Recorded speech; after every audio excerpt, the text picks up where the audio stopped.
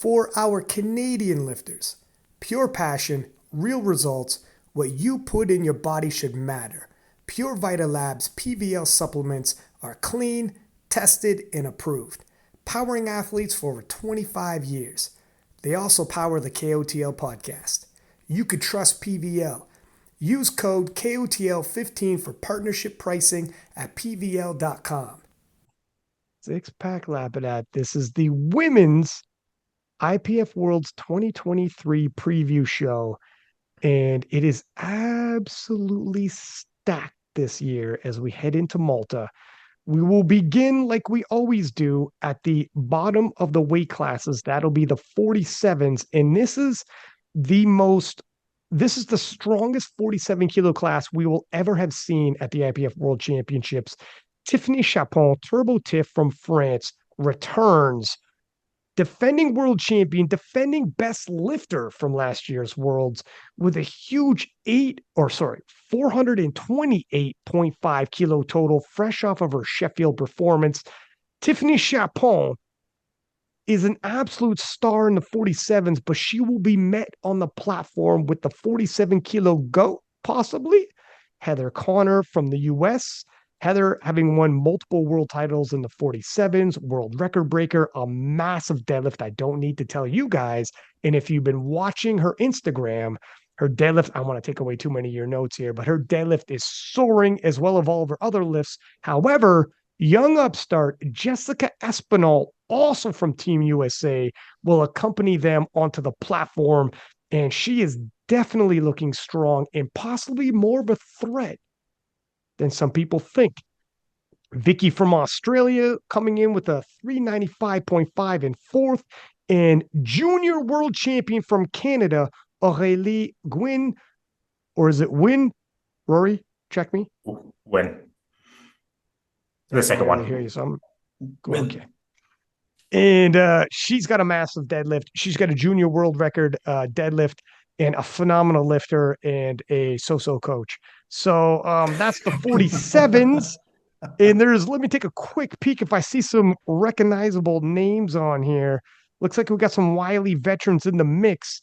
As I take a peek, the 47s are relegated to Eric and Matt. Eric, do you want to kick us off on this one, sir? Yeah, this is tight. I would say, looking at the top five, we have a very, very tight battle. I don't know if it is tight enough necessarily for Tiffany Chapon, Turbo Tiff, to really be questioned as to whether she's got the top spot. But I think it's quite a toss-up when you look from second through fifth.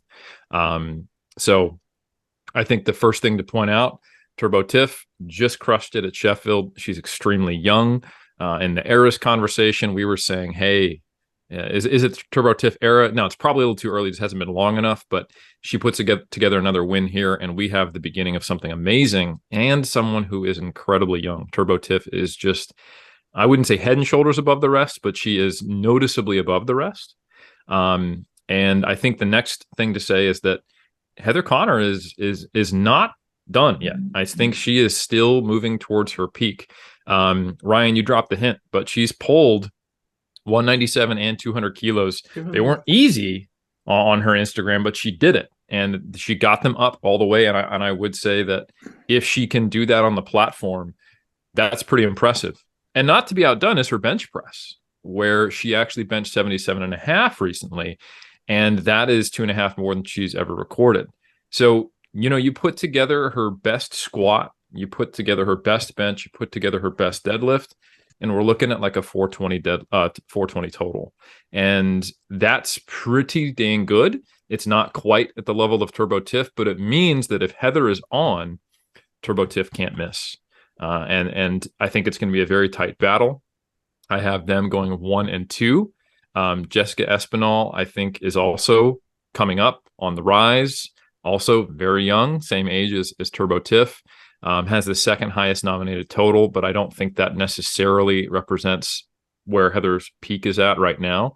And an interesting thing that we'll need to see just in all these lightweight classes, especially among the very flexible women, is how is that bench press rule enforced? So that could shift some things around. There are some big bench presses, like Jessica Espinal's got a pretty big bench, and it'll be interesting to see if she can bring that. And if she can't, I think it's going to be a noticeable impact on the total. I know the bench doesn't add a huge amount, but every little bit counts when it's this tight. After that, we have Vicky, and I don't want to mispronounce your last name, Vicky, but she's looking really good. She just came off of a win in Australia. And then we have Rory Nguyen from Canada, all looking really, really tight. And in the top, I should say the from second to fifth, there's only a 15, maybe 20 kilo spread tops. So my picks personally for the podium are Tiffany Chapon, Heather Connor, followed by Jessica Espinal. Interesting. You have Heather going 1-for-1 in this, and listen, it's going to be very interesting. The battle just within the U.S. in the 47s between Jessica and Heather for years to come. And I think you're right. Heather's not close to being done, despite being a veteran in the game. Mm-hmm. She looks like she's peaking now. Jessica is, super young. Who knows how far she could take it. But if Heather can turn the tide on the American side, she is a little behind on Turbo Tiff, but if she does the 420 you're saying, Turbo Tiff can't have a bad day. Everyone can have a bad day. Turbo Tiff cannot. It's too tight too, and that's good. That's a good thing, competitively watching. Matt, what are your thoughts? So I'll just add, Eric, you nailed it, man. That was a really good wrap up. Look, if everything holds true to form, this is Tiffany's comp to lose, unless she makes a mistake and unless she fumbles the ball. She hit a PB totaled at the Sheffield, and that was with only making 5 out of 9 attempts. So you have to rationally think that if she's able to make 1, 2, 3 more attempts on top of 5, that total is only going to increase. So I think we can all agree here that she is she's significantly ahead of the rest of the field, and I suspect that she's going to rebound from that 5-for-9 performance. Again, as we've said, a meet that incentivizes kind of swinging for the fences, but you don't have that at the World Championships. Travel's not going to be an issue for Tiffany.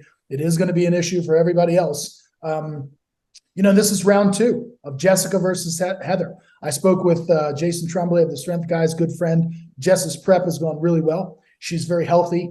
This is her first Worlds. She's never traveled outside of the United States to compete for a competition. So how is that going to affect her? But she is very resilient, and she's calm under duress. We'll remember back at PA Nationals when she came out, she missed her first bench press attempt. I don't even think the bar came off of her chest. But she went in the back and she was able to put it together and then came out and made 2 successful benches.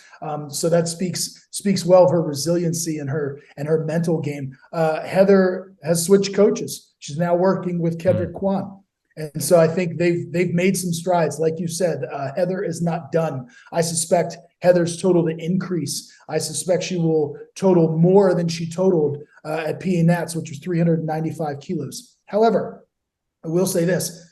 Heather has had well-documented travel issues. Almost every time that she's gone overseas, there has been some kind of hiccup, whether it's a problem with her connections or a problem just with timing and so forth. And certainly we wish, healthy and safe travel to all the competitors, but overseas travel has not done her well. And I also want to mention that while her deadlift is on fire, here's a fun fact. Heather has made only 1 of her 3rd deadlifts in the last 5 competitions and only 4 of her 3rd pulls in the last 10. So while her deadlift is undoubtedly a weapon, is it consistent? Is it consistent enough? And I just haven't seen it in the last competitions. Now, certainly she's going to be in that position, as you said, Eric, to kind of look at, hey, where do I need to pull to affect my podium placing? But I have Tiffany in first.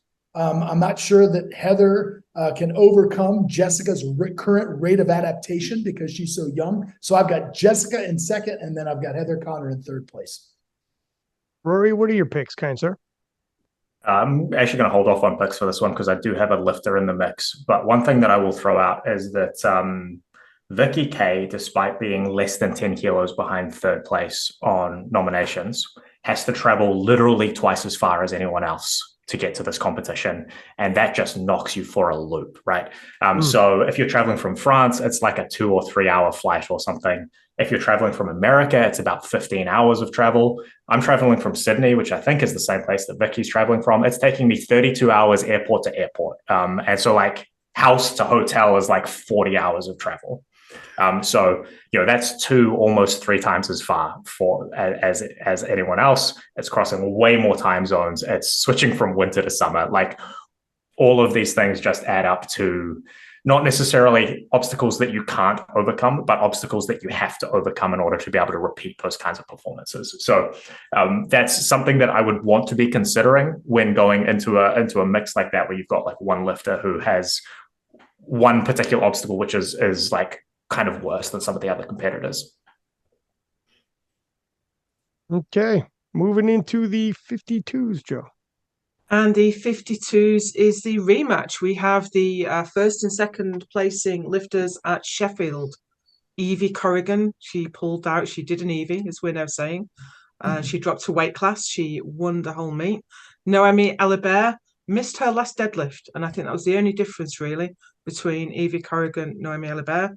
Missed her last pull. Corrigan won. We have... Actually, these nominations have moved around a bit. I had Plern Deckers in third, but we have Megan Lee Smith listed as third now. So they've shifted around a little bit. But Plern Deckers has been the squat world record holder for a few years now. I think she's broken it like 6 or 7 times. I think it was broken like 5 times just at Worlds last year. So Noemi Elibert actually took that record from her at Sheffield. So I'm expecting Plern Deckers to be coming back for that record. We've got Alexandra Aronatovic from Serbia. She's looking great in training. And then we have Farhana Farid. She had the deadlift world record. I think, didn't Evie take it from her at Sheffield? That's right. So I think we're going to see her coming back for that one. So, Matt, who do you have on the podium for this one? I think you nailed it. You gave us a good overview there, Joe. And I think Evie and Jason Clark are out to prove that Sheffield wasn't a fluke. This was not a one-off. And I don't think, as many superlatives as we hurled in the direction of Jesus Olivares, I think we can hurl the same type of praise and laud, if you will, to Evie and Jason. I mean, they literally shocked the world. Evie's training looks to be on point and actually a pinch ahead of where she was last time. And presumably having been at or around this new body of hers, this new 52 kilo physique, if you will, this frame, bodes well for her, because now she's put in another prep being at, roughly on body weight. But Noemi is out for blood. I mean, she is a fierce competitor, and I'm sure that she wants to reclaim her top spot as the alpha of the 52s. And so I really think that what we're looking at here is we're looking at another dogfight between the two of them for that top spot. And then we've got kind of Megan and I think Plune battling it out for bronze and seeing which one becomes the odd one out for fourth. I do see Plune. Fun fact, Plune originally took the world record squat from my wife, Susie Hartwig-Gary. And then, as you said, Joe, she's continued to incrementally kick that up. And now, of course, Noemi took it. So I fully suspect for lot number and body weight and that sort of gamesmanship to be taking place early between Plune and Noemi, because Plune, presumably doesn't have enough to win the meet. I think, squat gold and the squat world record will be high on her list, as well as podium placing. But I suspect that they will ping pong that world record back and forth. But I've got Megan Lee Smith coming in third. I like her 7 for 9 performance at Commonwealths. While that's under her PB, she does have the better deadlift over Plune and will be pulling after her, presumably. So I've got Megan coming in third. And then I've got Noemi coming in second. And I've got Evie Corrigan proving to the world that this was not a one-off. She is going to repeat. I suspect that she is going to show and prove once again. I suspect both of these ladies, Evie and Noemi, to go 8 for 9, 9 for 9. it is so tight there up at the top. But yeah, I like Evie to win, Noemi to come second, and Megan Lee Smith in third, with again Plune and Noemi knocking that world record. And as you said, the young lady from, I think you said it was Singapore, being in the mix there, Farhana Farid, for that deadlift world record. So this is going to be a fun session, no doubt. I think so. What are you thinking, Eric? Honestly, pretty similar. One could give a dissenting opinion of the number one, number two getting swapped, and that might even be better and what our dear friend Mr. Sixpack would want. But there's no way that I'm going to do my girl dirty like that just for the controversy. Evie Corrigan is a close friend, and now she's a close shredded friend who is like, hey, it ain't so bad being shredded. Her two nutrition and training coaches are my students. They're awesome. So I'm one of the supervisors for Jason while he's doing his master's at AUT, and I'm also overseeing Kedrick as he does his PhD. So this is my squad. These are my children, and how dare you come at them, because they are definitely going to take the top spot. Evie, I mean, exactly what Matt said. Evie's shocked the world, and now they know what's coming, and she's looking even better. And I also know that she is adding more weapons to her arsenal. She's surrounding herself with more people to support her. I'm not going to give any more information than that, but let me just say that she is taking this serious. She knows what she's capable of, and she's also still doing it for the love. And I think there's only so much that a Rocky-like comeback want of Naomi Alibert can do. And I think it's going to be a dogfight, but I don't think Naomi Alibert is going to be able to beat her. So yeah, there's basically two battles going on here: Plune Deckers and Megan Lee Smith, and then Evie Corrigan and Naomi Alibert.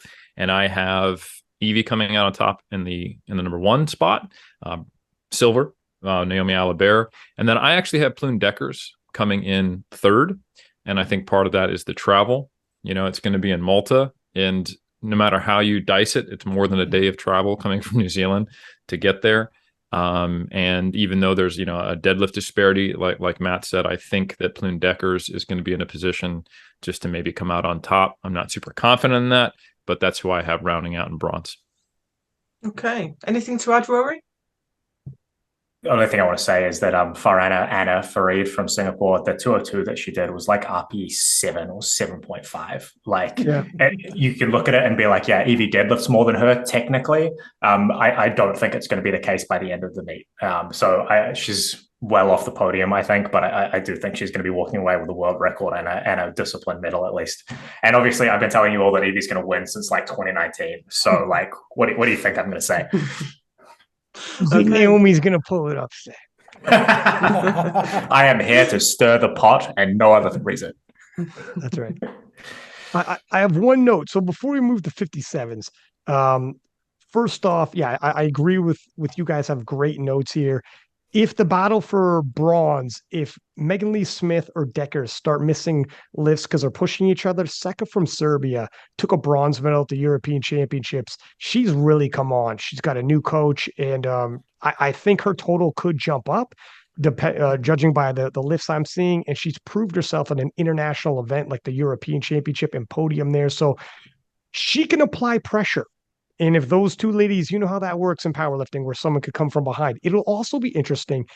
Deckers could take the chip in terms of the squat, where Noemi has a squat world record, and force the hand. So Noemi's got to uncomfortably move ahead. Deckers can apply pressure in the squat, where Noemi's like, hey, relax. I need to get a good, healthy third squat in there, not over push myself and grab that chip. On the flip side, Farhana from Singapore can do the same thing to Corrigan with the deadlift, where Corrigan will like, I could really use a chip right now, but if that deadlift world record gets pushed, perhaps unreasonably, it's like, all right, well, we'll see what happens there. So it's such a stacked division that other lifters can apply pressure or assist changing the outcome for gold and silver. And then Seka in fifth can also apply pressure to the bronze, which makes this is what happens in powerlifting with the stacked. And it's great. And you got to keep your eyes all over the place because different people apply different pressure.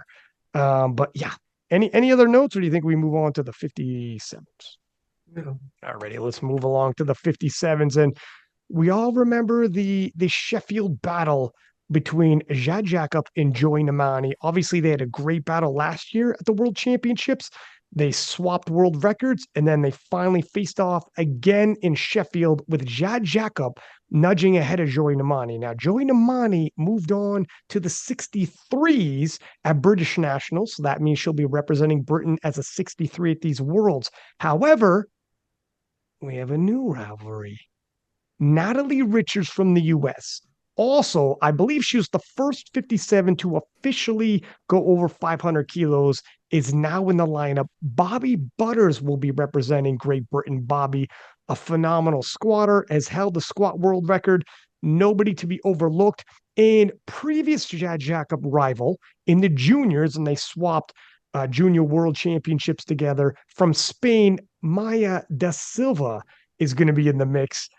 As well as America's Andy Riley. She's representing U.S. Virgin Islands, moving up from the 52s. You probably remember back in 2021, she took a silver medal. And Italy, Alessandra, 445.5, and just half a kilo off her, representing France. France having a 1-2 punch in here is Paul. We have a pretty stacked 57 class. All the women's divisions are pretty stacked here.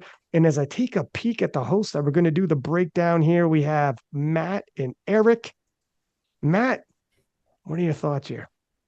I agree with everything you said, and you painted a nice introduction and a nice picture for us. And I'll kind of start at the bottom here, discussing, like you said, the Spanish junior, formerly a rival of Jad's, in the mix there with a 463 kilo total. And welcome back, Andrea Riley, representing the Virgin Islands. And then, of course, Alessandra from Italy. So those three right there, within presumably podium striking distance, because we've got, looking at Bobby Butters with a 470 nominated total. However, I tell you why none of those three is going to make the podium. That's because I absolutely adore and love Bobby Butters. You want to talk about an exceptional competitor. She is the epitome of consistency. She is ridiculously consistent. She rarely misses. I fully anticipate her to break her own squat world record. Her squat has looked on fire in training.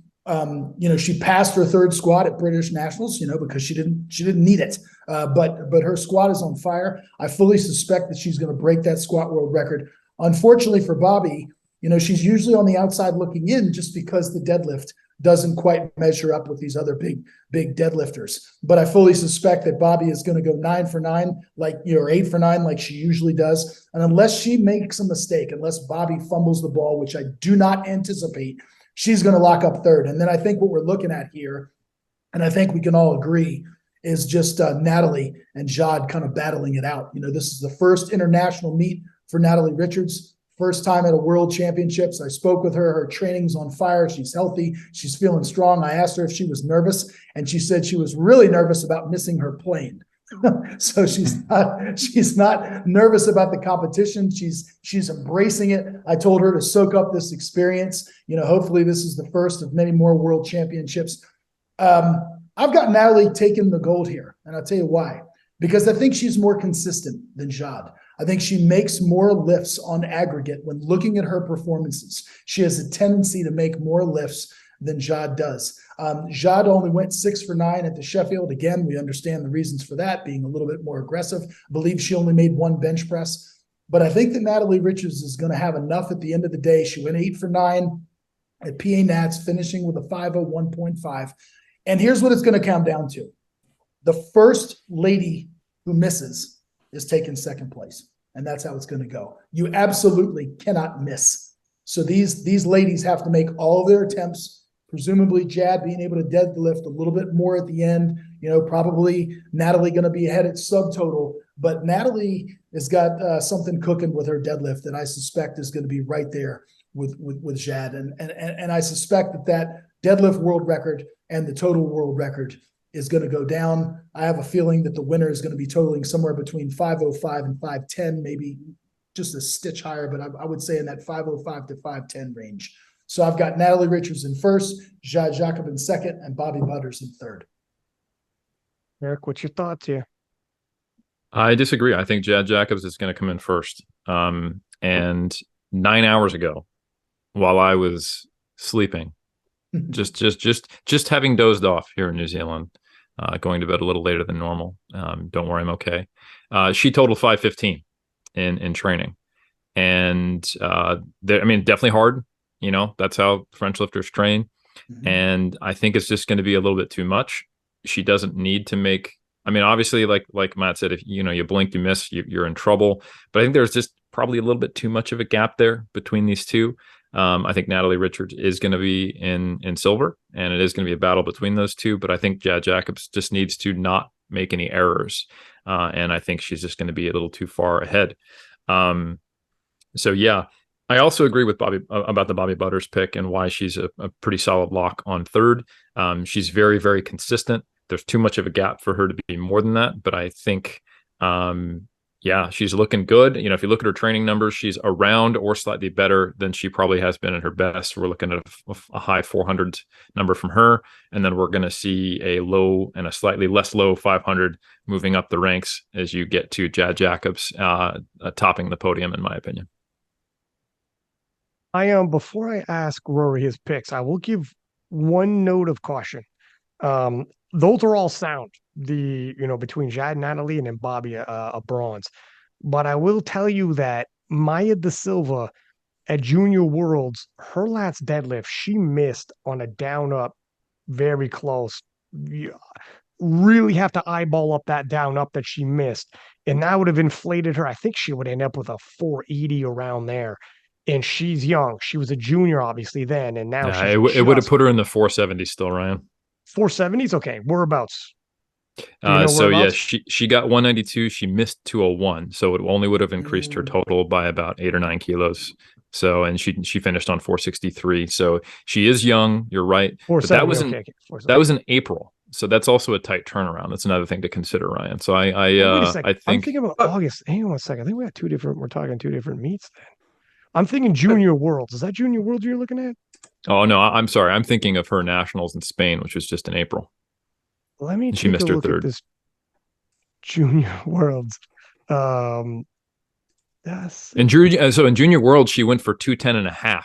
So I think she was going for a deadlift record, and that would have brought her up to still just around, I think, 267.5. Yeah. So it would have put her up there. I don't know what that looked like, though. Also, Bobby's total is a bit undershot because she coasted at British Nats. She did 483 last year. So she's a little bit further ahead. The Spanish lifter, I think. For sure, I think Bobby's definitely a good pick for bronze. But the Silva, that 210 at Junior Worlds, it was good. It was but it was a down up technicality, but the strength was there. Rory, what are you thinking, sir, for your picks?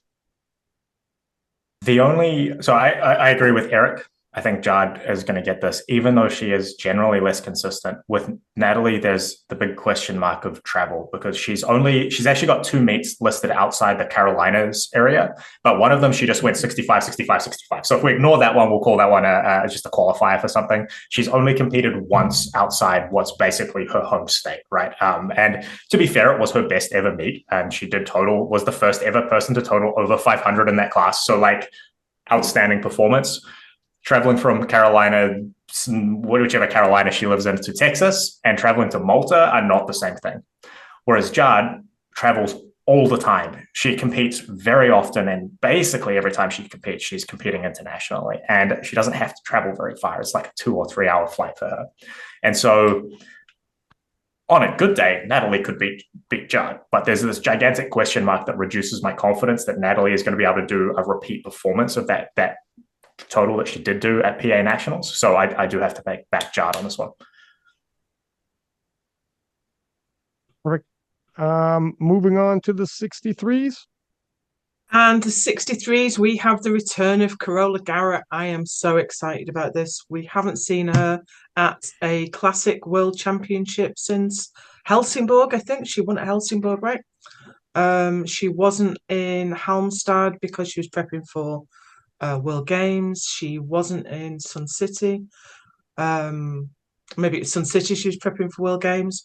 But we saw her at the UK Arnold, and she put in a phenomenal performance at the UK Arnold, but then re-aggravated that injury. Is it I can't remember, calf or hamstring.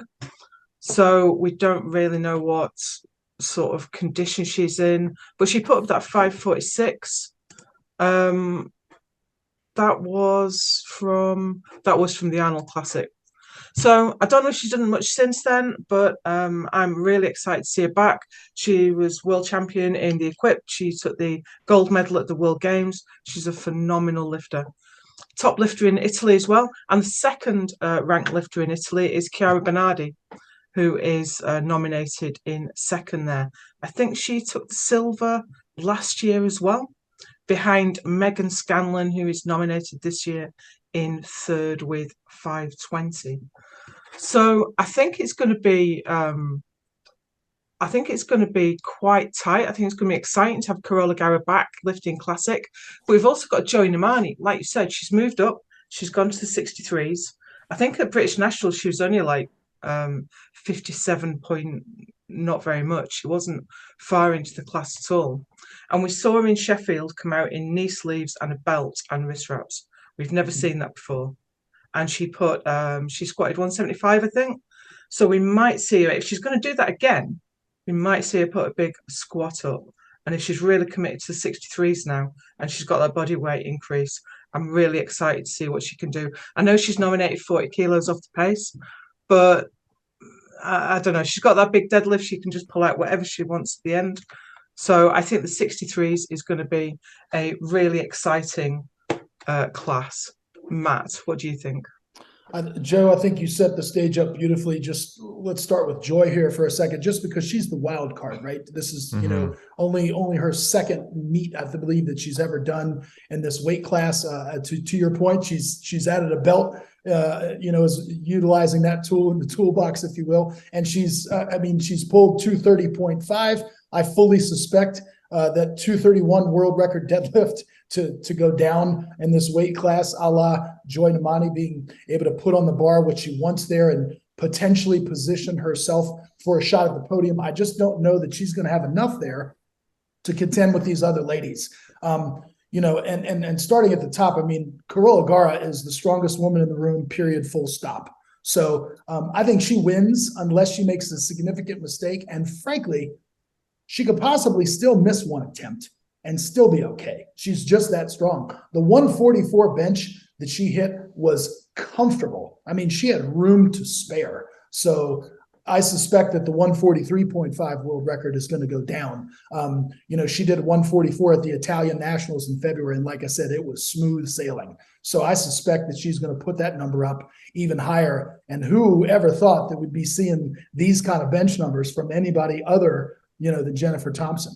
So the fact that we have another lifter who's benching, in the same range is just astounding. And then we've got Chiara Bernardi and Meg Scanlon here kind of duking it out for second and third place. And it's just, Chiara came in second to Carola at Italian Nationals. Both of those ladies went 9 for 9. And if not for Carola, Chiara would be looking at being nominated first here. So I really think it's going to come down to, I've got Carola in first and Chiara and Megan kind of battling it out there for that second and third spot. I spoke to Meg.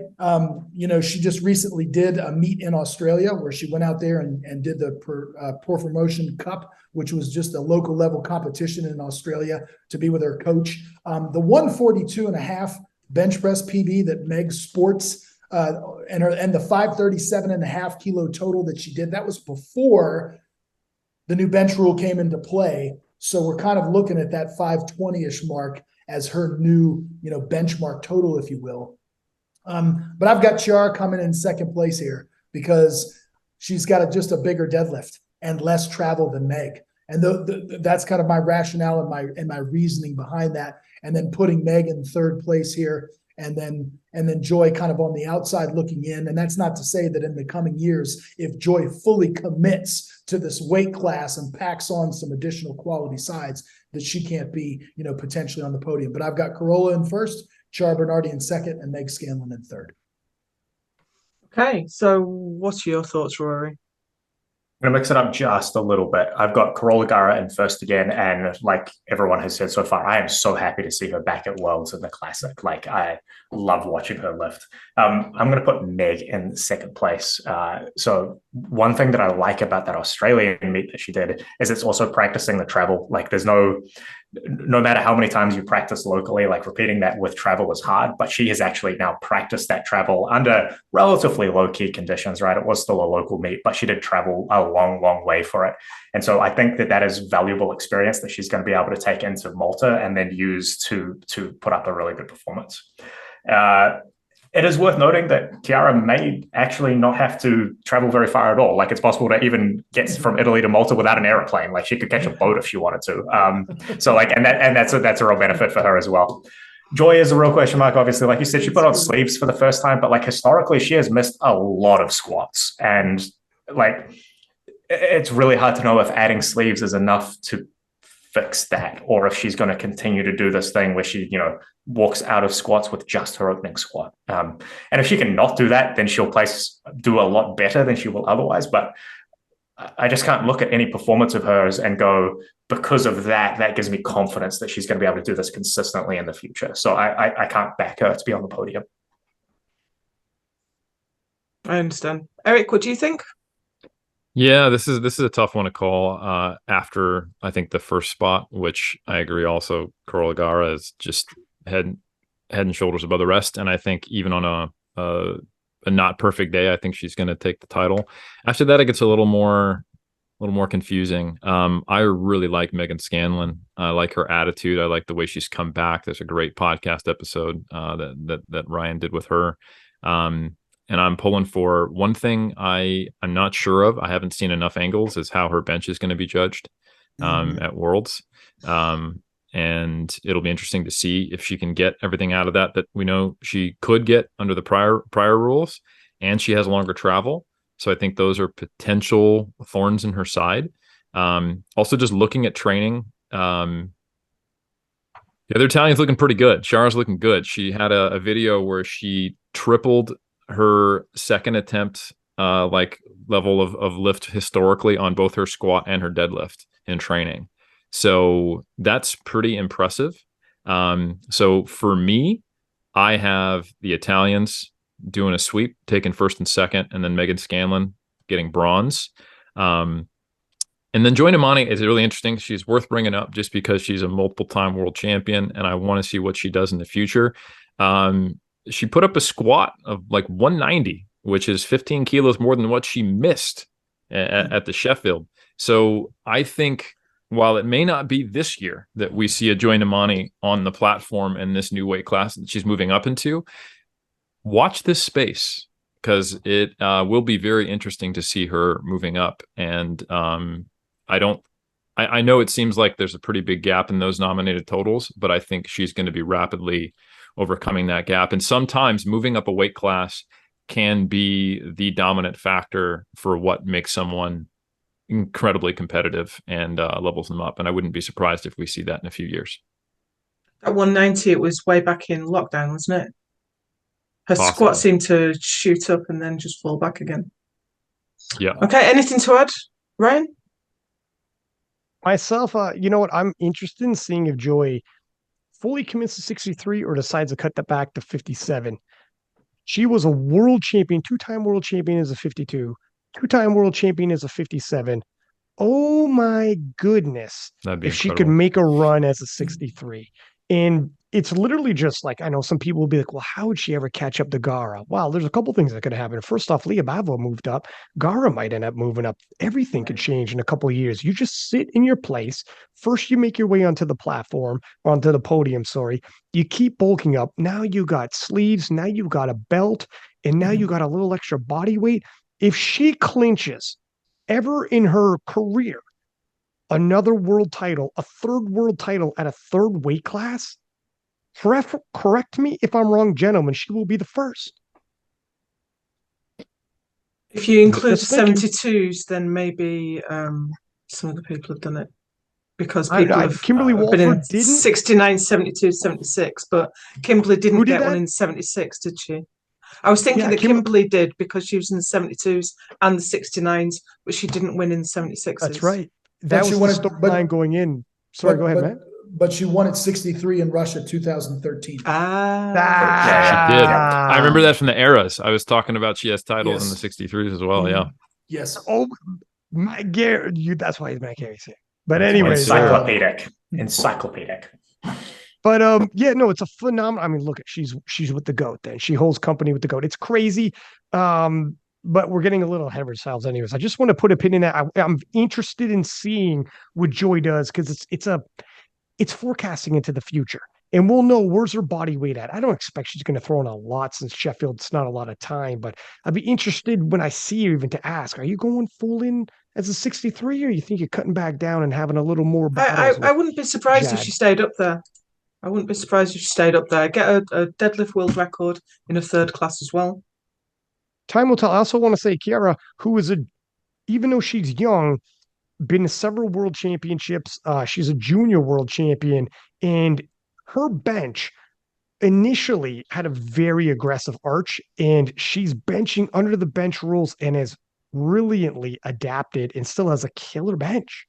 So her bench has been tested under the new bench rules, and her 525.5 under new bench rules as well. And she's young. You know, Megan is now in her prime, to the point me and Eric had that podcast talking about a powerlifting primes, and 35 years old seems to be a nice little sweet spot. That's where Meg is. I think Meg's around there. I think she's born in 88, if I'm not mistaken. So she's in that sweet spot. But Chiara is born in 98. So she's got plenty of time. You know, it'll be interesting to see where she ends up. And if she ends up actually leaving the weight class eventually as well, the more weights you lift, the more muscle mass you put on. Because as we approach into the 69 kilo class, which is next, and I like that segue, ladies and gentlemen, we have a lot of 63s that moved up and bulked up. Among them, Leah Bavois, obviously nominated number 1, but there's more than just her. We also have Iris Shelton from the Netherlands, Amy Nelson from Great Britain, a lot of 63s now moving up into the 69 kilo class, and some more shakeups. The 2-time and the only world champion we've ever had in the 69 kilo class, Chandler Babb, who was in Sheffield, is not on this lineup. But another veteran of the 69 kilo class, Mark Jenner from Norway, returns. Now, previously, she's come in number 1 nomination. We've seen her hit big. We've seen her have some struggles in competitions. She has done more than 538.5. I believe she's done 542.5. I'll let you guys go into the notes. I'm going to take too much of your notes away, but if she can have an all-time great day, she might be able to apply pressure to Leah Bavois, where Leah cannot have a bad day. But if you're paying attention to Leah's training, it looks like she's peaking and soaring, and I'm anticipating an amazing day from Leah. Coming from the U.S., in number 3, Chelsea Savitt won the gold medal in the bench press last year. A possible gold medal for her this time in the bench press. She's resting in 3rd nomination, but it's very tight because Team Italy, which has a great women's division, and for a little while there, and she's another 63, by the way, who moved up. A lot of 63s moving up to 69 kilo class. There was a bit of a bottleneck in Italy for a little while in 63 kilo class. You had Gara, Chiara, and Naldi. And they were some of the best lifters in the world in 63. And I think someone in Italy is like, you guys got to split up and conquer. We got too much world class here just in one division. Sarah moved up, very tight battle. It's going to be interesting to see what happens between her and Chelsea. Clara Perrault, the junior world champion in 69 kilo class, representing France, soaring, a TSG athlete. We got Tavares from Brazil. Obviously, I already said Annie Nelson and Campbell from Great Britain. And then Iris moving up. So Iris is total even. Don't believe it. Expect it to a lot of these totals are going to move up because these ladies are fresh in the 69 kilo class, and they're going to start filling out the class, and their numbers are going to start shooting up. Let me take a look who's got this one. We lost Rory, and that's got to be said, not a bad thing. I think so we're going to start with Matt. Yep. How do you feel on this one, sir? you know, in the immortal words of our friend Omar from the famed show The Wire, which if you haven't watched The Wire, one of the greatest shows of all time, he so aptly said, when you come at the king, you best not miss. Well, let me tell you something. When you come at the queen, you best not miss. I spoke to Leah Bavois on the phone 2 days ago. Okay, I've also spoken to her coach, Jason Tremblay, and Ben was on the line as well. Had a great conversation, 2 separate conversations. But I spoke to Jason first. She's healthy, she is ready, and she has been able to push this prep, which she was not able to do before the Sheffield. Leah is over the moon excited about this opportunity. Her deadlift is on fire. It's moving well. She told me she has every intention of claiming a Sheffield spot without having to rely on the wild card. So when we have a confident and healthy Leah, I frankly feel sorry for everybody else. And that's not to throw shade on anybody else, but I think she will be clearly in that pole position. I fully expect that Leah will come correct. I fully expect her to wrap up gold. I mean, she just squatted 190 kilos for 6. I don't know if I've ever done that myself. And she's just as strong as an ox right now. She went 8 for 9 at Sheffield. And I know that she, you know, has every intention of claiming that spot. And I think that she will. So I've got Leah in first. I've got Marta solidly in second. All of her third attempts at Norwegian Nationals looked hard. They looked like pretty much top end kind of limit lifts where she totaled 538.5. She did go 9 for 9. She's a good lifter. She's consistent. I suspect that she's going to lock up second place and distance herself from the rest of the field. What is arguably the most exciting part of this battle is not first and second. It's that 7 women, Ryan, to your point, are within 10 kilos of each other on nominated totals. So when it's this close, you know, I have the tendency to kind of gravitate toward the deadlifters. So we look at Sarah Naldi, who's hit 223. So Sarah Tavares has hit a 220. And then, of course, Clara has done a 218. But not to be outdone, Great Britain's own Tasman Campbell just pulled in training on May 18th, 220, and she crushed it. She had room to spare. Now, to be fair, I don't know if she squatted or benched first or if that was her standalone exercise of the training day, but suffice it to say, she crushed 220 deadlift. And on May 5th, oh, by the way, she benched 120 for a smooth double. So we've got, you know, the issue with Sarah Naldi from Italy is she's an ultra wide sumo. And so there's a lot of variability there. You know, she missed 225 to close out 2022, but then came back to make a 223 kilo deadlift at the Italian Nationals and go 9 for 9 and put on her signature performance with a 513 kilo total. Of course, we've got Chelsea Salvett, who's a great squatter, a phenomenal bencher, will be in the running there. And let's not forget, as you mentioned, Clara from France. I spoke to Jason again. She's, you know, coached by her brother, Nicholas, who's a TSG coach. Her bench is also on fire. And oh, by the way, she hit a 532.5 kilo SBD day on May 5th. So rather recently. So now, to be fair, again, we don't know what her body weight was. So we've got a lot of women in the mix. And then, oh, by the way, if you continue to scroll through the nominations, we've got Isabella von Weissenberg listed at the bottom. Now, I know you know, there may have been an issue with submitting nominations. And so presumably because of I don't know if it's not getting them in on time or what have you, but now she's representing Australia. So she's going to be on the outside looking in as far as having to lift in that B group.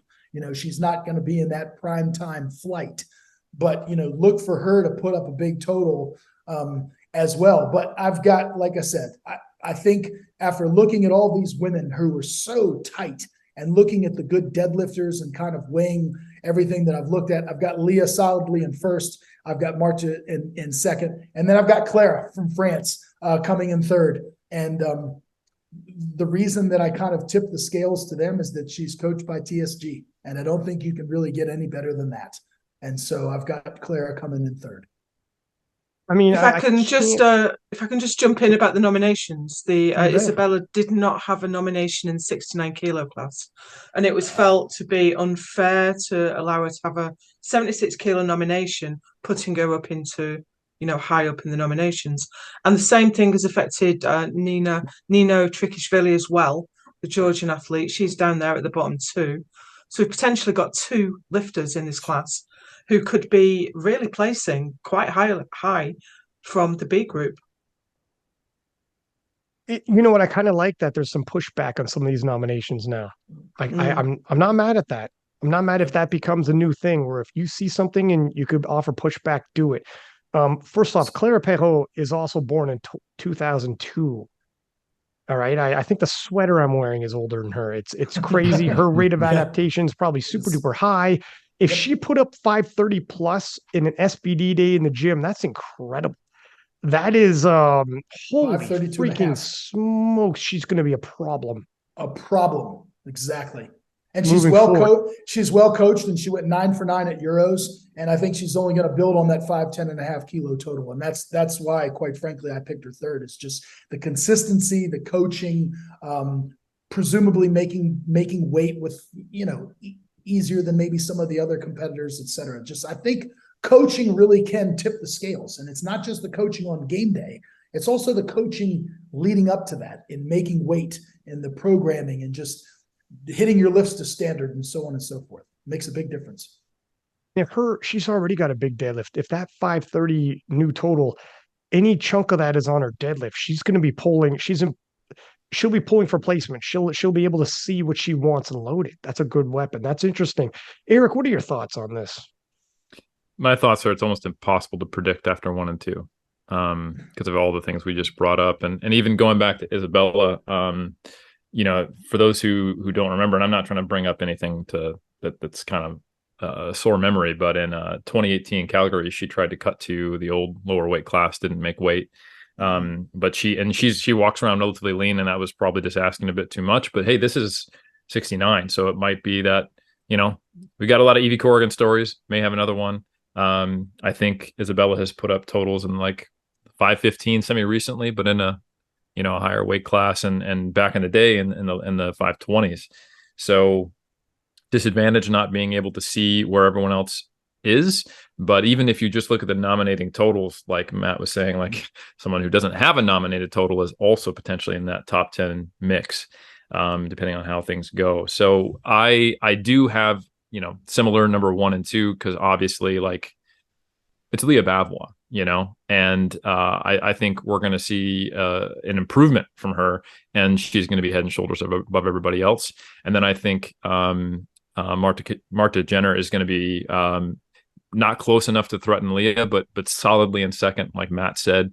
If you look at her training recently, she's moving big weights close to her best for with a little bit left, or doing a double with something that is, would predict a higher number.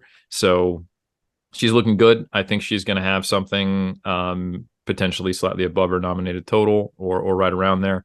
But certainly I think probably out of reach from anybody else. And then I honestly have no idea in third. I'm really interested to see that battle for bronze. In my opinion, will be quite interesting. People like Iris, Annie Nelson's, people who are moving into the 69 kilo class, you don't even know where to put them in. They're not far behind. But then you hear what Clara Perrault is doing in training. It's like, I don't know. I will predict this, Ryan. I think that Chelsea Savitt is going to be having a nail biter of a day after the subtotal when she puts herself probably into a podium spot, and then is just waiting to see all these people with huge deadlifts and just going like, I hope I chose enough, but not too much on my third, so that I can maintain this spot. She's probably going to come away with a bench gold. There's a few other people with some pretty impressive nominations on bench that I don't have data on, but maybe a bench silver, and then be sitting pretty, which always looks pretty, but it actually feels very uncomfortable after subtotal, right, as all these big deadlifters come after her. Yeah. Well said. Chelsea had a very similar situation, if you recall, in 2017, Belarus, where she wound up coming in. Let me go ahead and pull this up just for a second. Yeah, Chelsea came in fourth place, and who came in third was Isabella von Weissenberg. And I'm not trying to bring up bad stuff for Chelsea, but it was a situation where Chelsea, Susie, my wife, was the team coach, and we put a really good quality third attempt deadlift on the bar of 205 kilos. And Chelsea stood up with it and nailed it. And just literally it popped out of her hands right at lockout at the very top.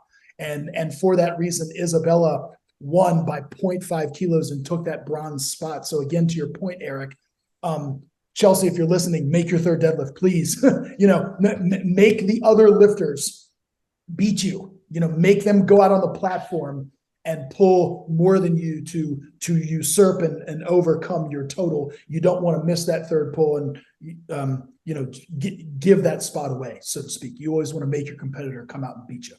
So if the gold medal's looking like it's going to be pretty locked up, and let's be honest, it likely is. It's Leah Bavois.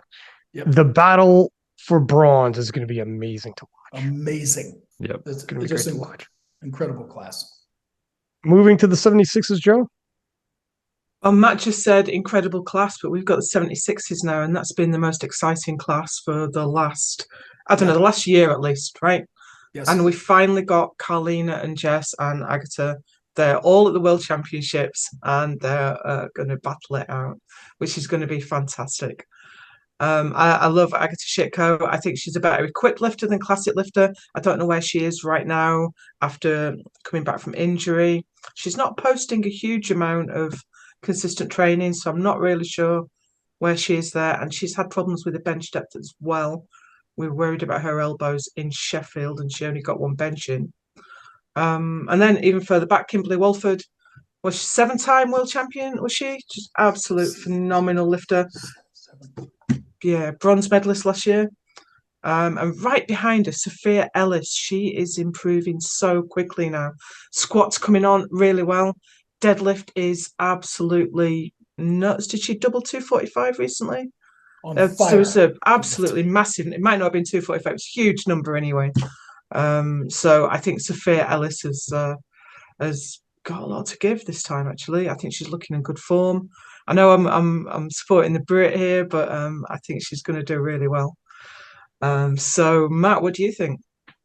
Well, I know that. So it goes without saying that obviously Eric coaches one of these athletes. So I think I should speak first, and Eric will probably hold a lot of his cards pretty close to his vest.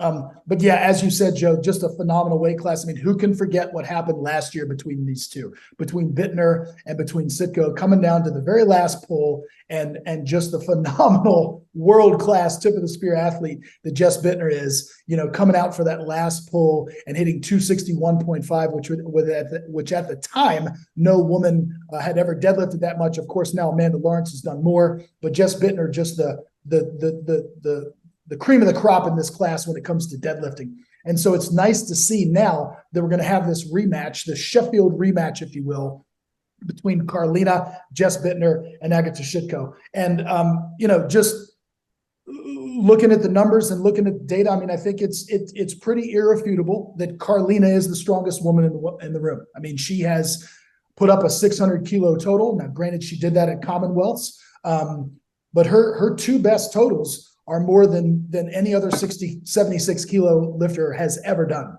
And oh, by the way, the 593.5 total that she did at Sheffield was on a 6 for 9 day. So respectfully, I love Jessica Bittner. I think she's phenomenal. But I know that Carlina was not happy with that performance. And even though she only made 6 lifts out of 9, she was still 13.5 kilos ahead of Jess Bittner, who went 8 for 9.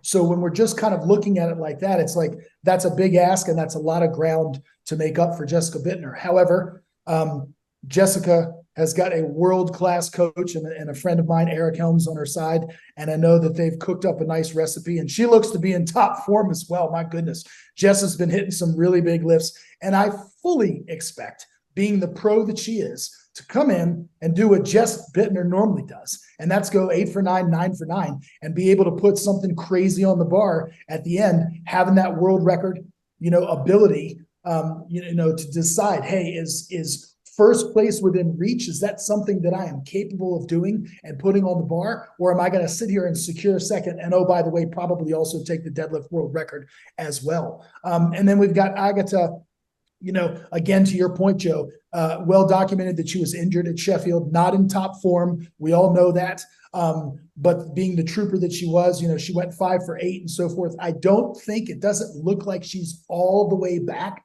but she is filling her gas tank back up, if you will. She's hit some nice lifts in training, and I suspect that she's going to build on that 556 kilo performance that we saw at the Sheffield. And then really we've got some lifters kind of as you said on the outside looking in Walford, Ellis, and the American Dana McNeil. I suspect the three of those ladies, Walford, Sophia, and Dana, will be battling for deadlift bronze. Because Jess and Carlina are just phenomenal deadlifters. And I'm just all in right now on Sophia, just like you are, Joe. Her performance at British Nationals and just what she's been doing in training is just out of this world. So I've got Sophia taking a deadlift bronze, but in terms of the podium, I've got Carlina at the top. I think that she's going to do what it takes to secure the world championship and take the gold back to New Zealand. I've got Jess Bittner solidly in second. And then I've got Agatha having rebounded from that injury at Sheffield and having come back, still having enough in the tank because of that big bench. So please don't open with a world record, Agatha, if you're listening to this. Please open a little bit lighter and do use that chip to your advantage. Please take advantage of the chip. You didn't take advantage of it last year at the World Championships in South Africa. Go ahead and play the game. That is one of those cards that you have to play. Take that chip, hang on to it, so that those other ladies are going to have to, take 2.5 more on the deadlift. But I've got Agatha in third because I think she'll have enough to hold off the rest of the field. Yeah, I think that's really good advice. She overshot a little bit on a third bench attempt last year as well, didn't she? And I think both me and Ryan said, why didn't she take that chip? Just a missed opportunity. Yeah. So Eric, what are you going to be a little bit circumspect? I know, but what can you say about the 76ers? I'll ask questions. Okay, that's the way you can get away with saying incredibly controversial things in politics. And I'm just asking a question, and it's like that's pretty. So I'll ask some questions. I'll say, did Jessica Bittner go to Sheffield to try to beat Carlina, or did she go there to try to put herself in a position to pull a deadlift world record? And I'll answer that question. It was the latter. This will be different. We are going to be going to place as high as possible. Another question I'll ask is, will Carlina be able to put together her best total that thus far has only been seen in New Zealand? And then another question I'll ask is Agata going to be bounced back enough from injury to hold off some very serious other contenders who are probably looking to be in 4th and 5th? And I think those are going to be really the exciting things to watch in this class. Looking at Agata's training, she's I think like Matt said, she's coming back. It'll be interesting to see where she is exactly at. I love Agata. I love Carlina. I obviously love Jess. I'm biased. I have one pick. It's the only pick that matters. It's 3 times world champion for Jess Bittner, Team Canada. And apologies to Team New Zealand. And, worst case scenario, Team New Zealand wins. But I personally am relegated to silver with my lifter. And, there are worst case scenarios for me to be in. So I'm not going to complain. I'll give a couple of notes too. And yeah, I would assume that you would pick your athlete. Of course. It would be pretty controversial. I'd be like, okay, what the hell is going on here? But to your point about, or I just want to mention that Carlina born in 92, Jess born in 95, Agatha born in 2002. So her future is bright. So whether or not I know she's dealing with the bench rules and still adjusting, and that's taking some time, and dealing with some injuries as well, but her future looks bright. So she's just got to hang in there and do the best she can. But you're right. She's going to face some pressure from the people coming up behind her. Also, someone to note, former junior world champion Vilma Olsen from Sweden. But yeah, we had Dana McNeil, Sophia Ellis, and Kimberly Walford, of all people, who are coming up behind. You can't leave the door open for any of those ladies. And obviously, Carlina winning the Battle of 76s at Sheffield. And this is going to be different. And this is going to be the World Championships. Can she take the World Championship? We'll have to see the first 76 to cross the 600 kilo mark.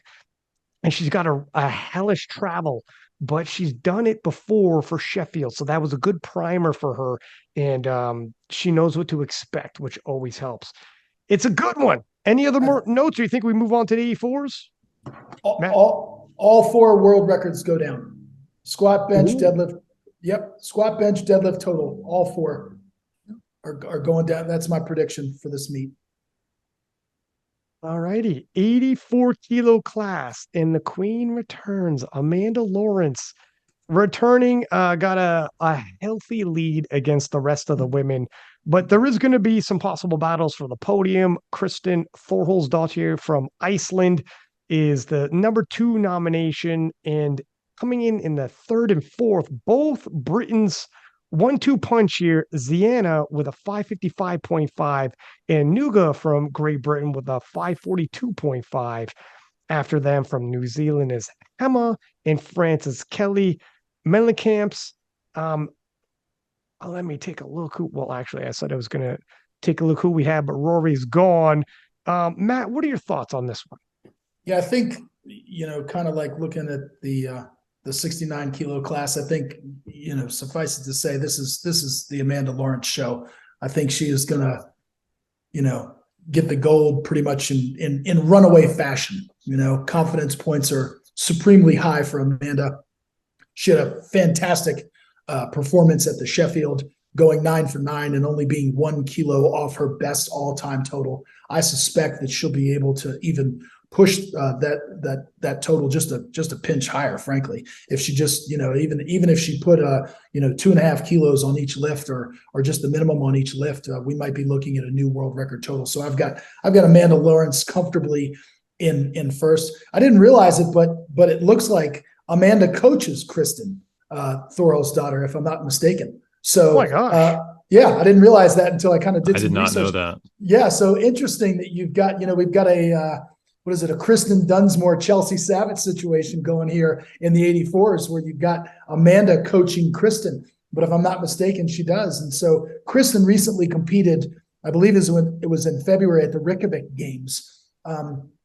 Didn't really have a good performance at all, frankly. Went 5 for 9, totaled 565 kilos. So I'm sure that she also switched from conventional deadlifting to sumo, but her deadlift is looking pretty strong.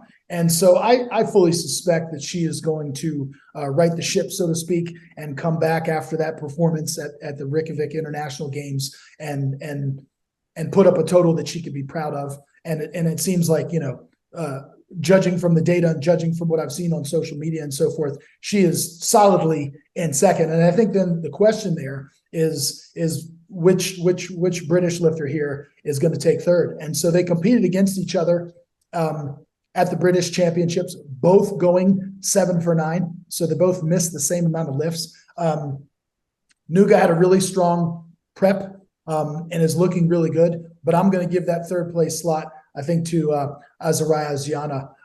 I think that her deadlift is just going to be too much, as well as the squat. Nuga out benches her by a significant amount, but I just think it's going to be too much to overcome. So I've got Amanda in first, I've got Kristen in second, and then I've got Azariah Ziana in third. What are your thoughts on this, Eric? Yeah, I mean, obviously, number one is Amanda Lawrence, and there's no question there. She is head and shoulders above the rest. She showed everybody at the Sheffield that that nominated total she did a little while ago in late 2021 or 2022, I can't remember, that was 646 was not just an outlier local kind of thing. She broke the all-time heaviest women's deadlift that was set by Jessica Bittner at prior Worlds by a good comfortable margin of 7 kilos. And I think she is the real question, I think, about Amanda Lawrence is obviously not whether she's going to win gold in this class, but is she in contention for best lifter, her and Leah Bavois, which will be a conversation we'll have that I'll leave. So I think that's really cool. I did not know at all about the coaching situation, which I think is quite interesting. Two people in the same class, but I also have Kristen Thorsdottir in second. I think it's kind of this kind of ranked tiered system, and we've got another one where the question is who's going to grab the bronze. And I'm not sure. I do think it could go either way for the folks in Britain, but I will say that Nuga is looking really good. You know, her nominated squat of 197.5. I think I've seen on her Instagram that she's done 200 for a double.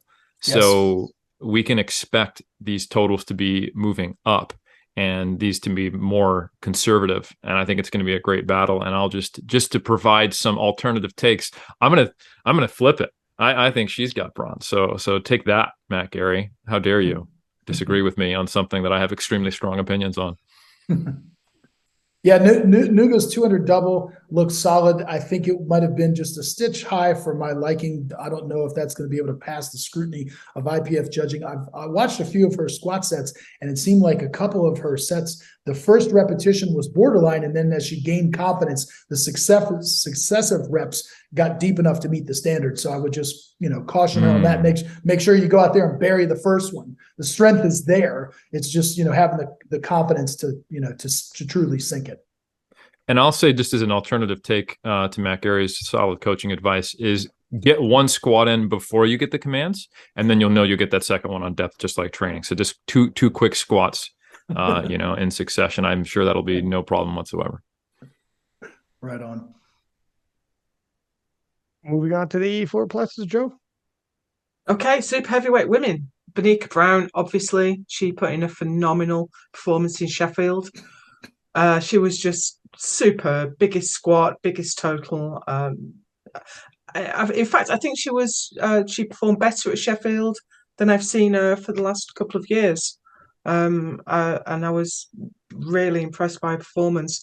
But I think she's going to have a challenge this year for the first time. And I think it does you good to be challenged. She's been so far ahead of everyone else for such a long time.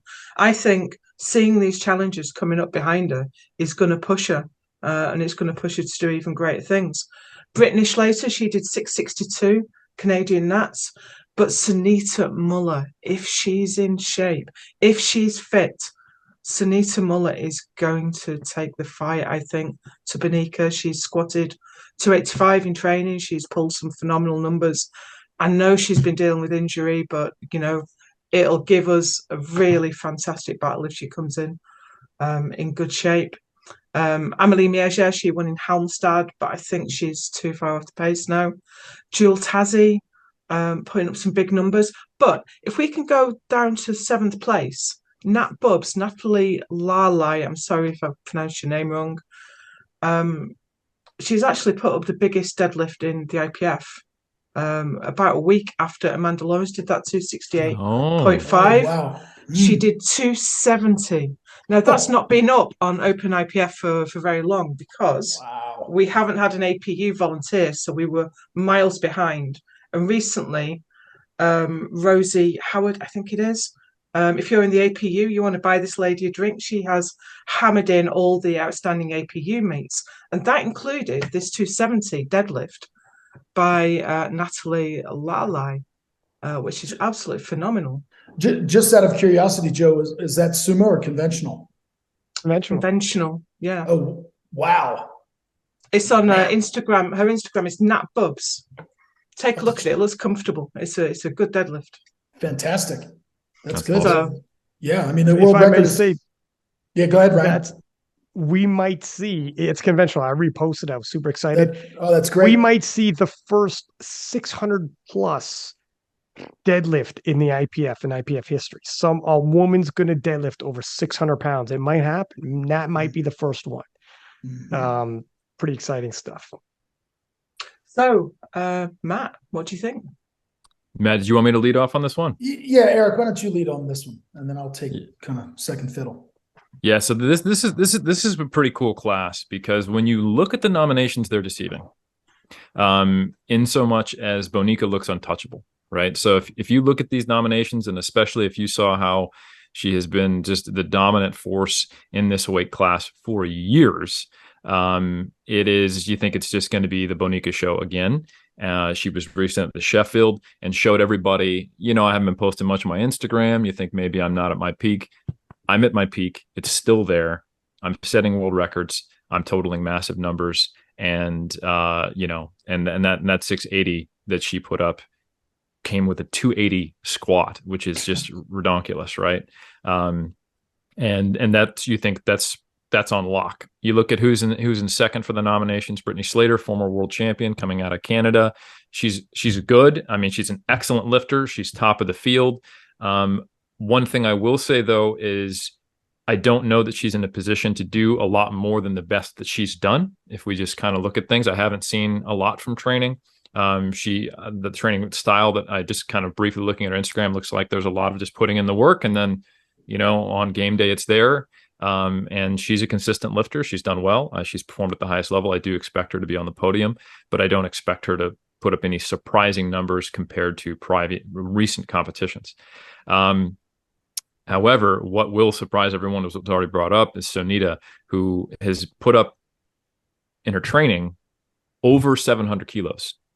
So legitimate threat to the crown right now, and someone you need to watch. And I know that the nomination is only at 660 only. We're saying that only at 661, but very legitimately could leapfrog all the way to gold, and create, maybe the first chink in the potential armor of the dynasty that is Bonica. Not sure for sure. Obviously, we mentioned whether there's injury, there's travel, there's a whole lot going on. World Championships is a very challenging competition to do that in. And there are a lot of other people who are also quite good in this class. We have from France, Amélie Mergier. Hopefully I pronounced that decently. I took Spanish in high school, so a little off, wrong Romance language. Very consistent performer, but I don't necessarily think we'll have the juice to get on the podium. But very, very good. Jewel Tassi coming out of here in New Zealand. She's rapidly improving. That over 600 total that she's got nominated is, that's kind of a milestone in the 84 pluses. She's there. I'm sure she will be higher, but I don't know if it's enough to push her all the way up. And then I'm glad we brought up Lala from Australia, because she doesn't have the nominated total that represents her best, which is closer to 640, that she just recently did in Australia. And again, yeah, it was 632 and a half. She went 9 for 9 and also pulled 270. So I think we're going to see, maybe based on the nominations, a very surprising performance out of her, and she could be a threat for maybe bronze, but will probably leapfrog up to 4th or 5th. So my predictions here are, I'm going to stick with the queen, just because, how can you not, even though we've seen some big numbers coming out of the training footage from Sonita. So I've got Bonica in 1, Sonita in 2, and then Brittany Schlater, former world champion, on the bronze, but fighting off a lot of people who I mentioned, who are all rapidly improving and coming. And maybe I'm going to go ahead and just throw it out there. Lala Australia in 4th is worth bringing up, because I think that's better than she would be predicted based upon nominations. It was well researched, sir. I see why you wanted to go first. You're like, I think I got this one. I think I got this one, with all due respect. Yeah. Well done, sir. Matt, that was well articulated. You got any notes to add in there? Yeah, let me add just a couple of layers of context and kind of add to what Eric said earlier. It is, first and foremost, it is really hard to bet against Bonica. I think the three of us, in group chats, Ryan and Eric, and kind of having some of this, GOAT conversation that we're presumably going to have a podcast forthcoming in the coming months about that. Bonica is arguably up there on the women's side. Her performances are consistent. And to your point, she's not had a challenger. And so it's nice to see that she's potentially going to get pushed at this competition. I do have Brittany coming in 3rd, solidly in 3rd. She put on her signature performance at CPU Nats just recently, going 9 for 9. She has ridiculous consistency. But can she build on that? And by the way, she's got to come from Canada, so she's got a really long travel. I think every single world record is likely to fall at this competition. That 280 squat that Bonica hit at Sheffield, let's not forget, she smashed that. She had room to spare. So I fully suspect Bonica to build on that 280 squat. My concern with Sonita, she definitely wins the battle when it comes to coming down to least amount of travel, right? She's coming from Belgium, so she's got the shortest commute. Let's talk about that 700 kilo gym total for just a second. If I'm not mistaken, looking through her footage on Instagram, each one of those lifts was done on a different day. So that's, I believe that was within a training week. I think she even admitted to that she pretty much emptied the tank on squat, emptied the tank on bench, and emptied the tank on deadlift on separate days within the same week, and then called that an SBD total for the week. So rather than that being done on a single day, I'm concerned with that and being able to reproduce a 700 total, done on different days, and then putting that together under the world's strictest judging could possibly be suspect. And what I'm concerned with in Sonita's deadlifts is she's crazy strong in the deadlift, and I think it's going to be, obviously I think that deadlift world record is going down. It could, it's currently sitting at 257.5, which I believe is Sarah Brenner's world record, and I think that's going to be beaten by Sonita and or the Australian, to your point. But I'm concerned with Sonita's deadlifts. When she approaches limit loads, you'll notice it might be interpreted as ramping. It's really close. And I'll be fair. I would give her the benefit of the doubt. I have not seen her. I haven't seen a deadlift that I would necessarily, say, that's a bad lift, but it is really, really close. And so when you're emptying the tank on squat, when you're emptying the tank on bench, and then you're going to be expected to put a limit load deadlift on that third attempt, I'm just wondering if that's going to be able to pass the scrutiny of the harshest judging in the world. So honestly, I can't go against what you said, Eric. Bonica is the queen until she's dethroned, so to speak. And so I do have Bonica coming in first. Sonita is undoubtedly the sexy pick. She's younger, her rate of adaptation, less travel, all of these different variables that could, you could make an easy argument to say, finally, we've got somebody who could potentially do it and is going to do it. But I still think that Bonica is going to have enough on the day. So I've got Bonica first, Sonita second, and then Brittany, the epitome of consistency there, coming in third. It's going to be interesting. And I'm not sure if Sonita is dealing with something or not, or what's going on too. Yeah. It's going to be interesting. I want to take a look. All right. Before we wrap it up real quick, again, we did this for the men's. Yep. I'll put you guys on the spot, but if you don't know for sure, that's fine, because I didn't ask you in the group chat. But who do you think is the nation that's going to win this and possible best lifter? Eric, why don't you go first, since I went first last time? I got my top three nations. You ready? Oh my God. All right. Top three nations. France, number 1. US, number 2. New Zealand, number 3. Oh, I haven't crunched the numbers, so that might not be crazy. Or it might be, and you're just saying with your heart because you're American in New Zealand. But yeah. Wow. Okay. What are you thinking, Matt? Well, how about your best lifter, Eric? Your best lifter? Best lifter, man, it's going to be there's a slight advantage to being a heavier. So here's the thing. This is interesting because Amanda Lawrence does not have to worry about securing gold because she's going to secure gold. So like she's had the opportunity in prior years, she can figure out in the moment, what do I need to do to secure best lifter, and potentially have an advantage where Leah Bavois, I do think Leah Bavois is also in a position where she's not going to have to worry about being a gold, but she's not quite as head and shoulders above the person behind her. If Leah can secure her position on her second deadlift and just be like, I'm good no matter what, and then think, all right, what do I think Amanda Lawrence can do? And is this even something I'm focused on, or am I just more interested in hitting a PR? It's really where Leah's headset is at and how much she tries to extend her total. But I think Amanda Lawrence, I mean, you could legitimately say she's going to Worlds to figure out if she can win best lifter in some ways, because gold is absolutely on lock.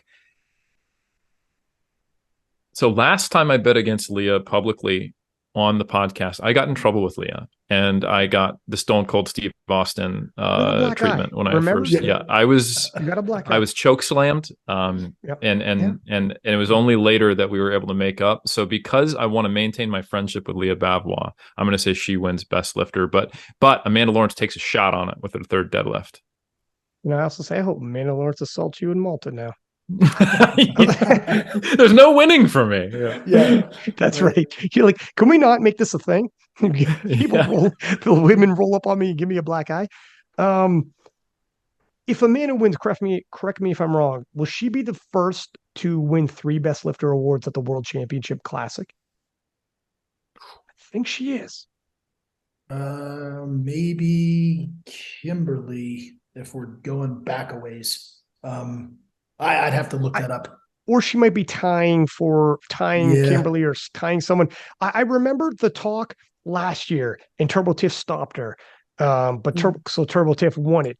But had she would have won 3, and I thought she would have been either the first to do it or tied for number 1 having done it. Either way, it's an incredible achievement if she can do it. And a couple things to think about is Leah Bavois. Does she want to tip over, or does she want to, because Sheffield's looming? Right.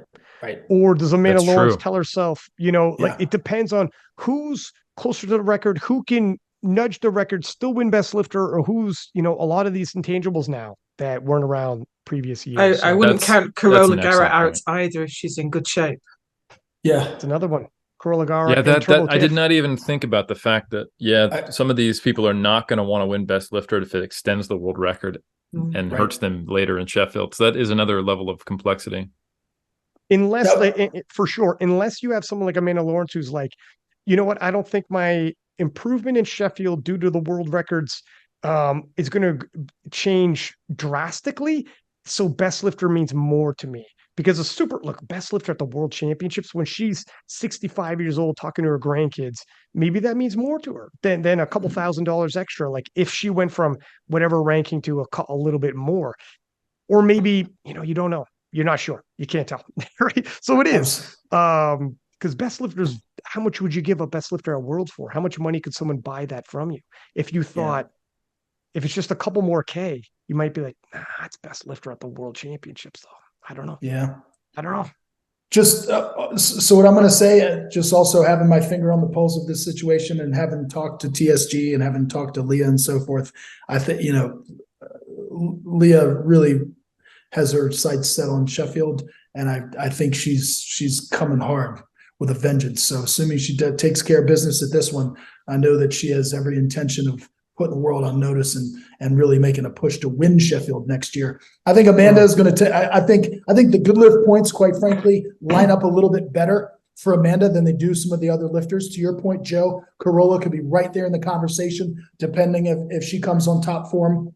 But I have Amanda taking the best lifter, having the advantage of lifting later in the week, seeing what she needs, being able to load it up, put it on the bar, etc. So I've got Amanda as best lifter. I agree with Eric in terms of the team medals. I've got France coming in first, US coming in second, and I haven't done enough research or look to say third. But look, if we have 2 golds from New Zealand, potentially Carlina, which I know you think it's going to be Jess, but and Evie, that would be 24 points. You've also got some Italians in the mix. I don't know if they have a big enough team to. I don't think so. Yeah, I don't think they've got enough, medals and so forth, enough team members. So I'd really have to study to figure out who that third place is going to be. But I think it'll be France in first and Team USA in second, with Amanda Lawrence best lifter. Yep.